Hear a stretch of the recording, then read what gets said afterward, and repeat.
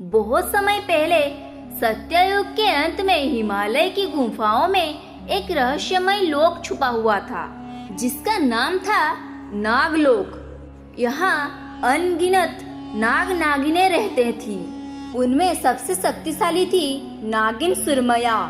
उसके माथे पर दिव्य नागमणि जड़ी हुई थी, परंतु यह नागमणि कोई साधारण रत्न नहीं थी। इसके तेज से अंधकार मिट जाता था, रोग समाप्त हो जाते थे और यह अमरत्व प्रदान करने की क्षमता रखती थी। परंतु कहा जाता था कि जब तक नागमणि नागलोक के पास है तब तक नागलोक अजय रहेगा। परंतु सुरमया सिर्फ बलवान नहीं बल्कि करुणामय भी थी। वो अक्सर नागलोक से धरती पर जाती और गांव वालों की मदद करती, कभी वर्षा बुलाती और कभी दुष्टों से रक्षा करती। गांव के लोग उसे देवी का रूप मानकर पूजते थे, परंतु उसके हृदय में एक गुप्त रहस्य छिपा था। वो एक मानव राजकुमार अर्जुन से प्रेम करने लगती थी।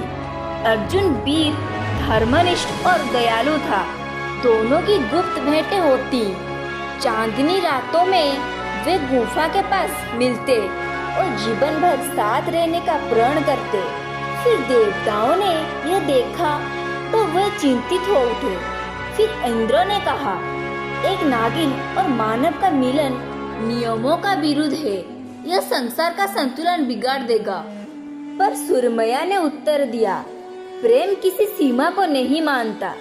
यदि यह अधर्म है तो मैं इस अधर्म को भी निभाऊंगी। उसी समय एक लोभी तांत्रिक विषधर को नागमणि के बारे में पता चला।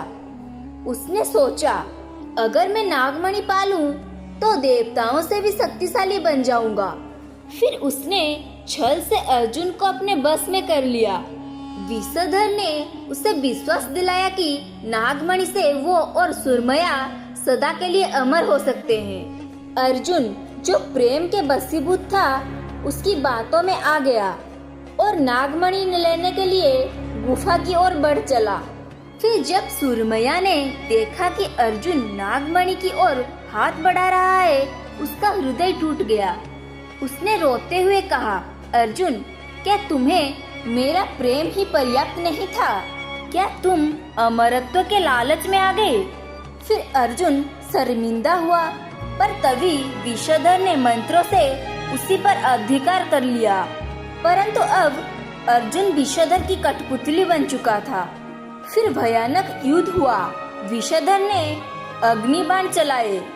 फिर सुरमया ने अपनी नाग रूप में आकाश को ढंक दिया।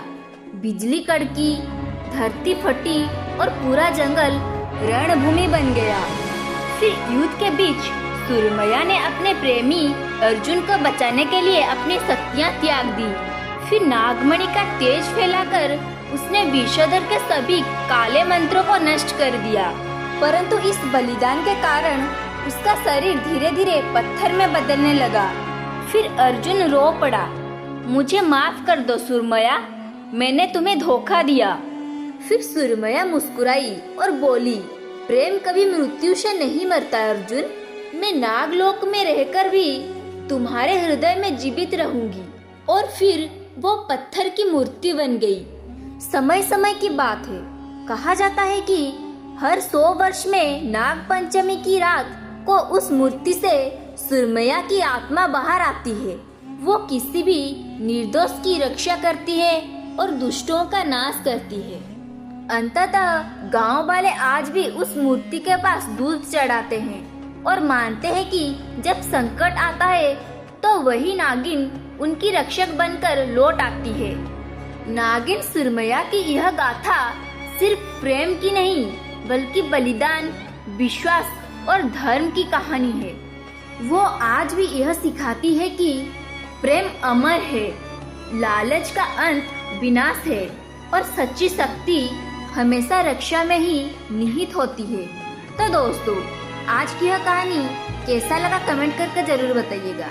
और ऐसे ही कार्टून वीडियो देखने के लिए हमारे वीडियो को लाइक करके चैनल को सब्सक्राइब कर लीजिएगा।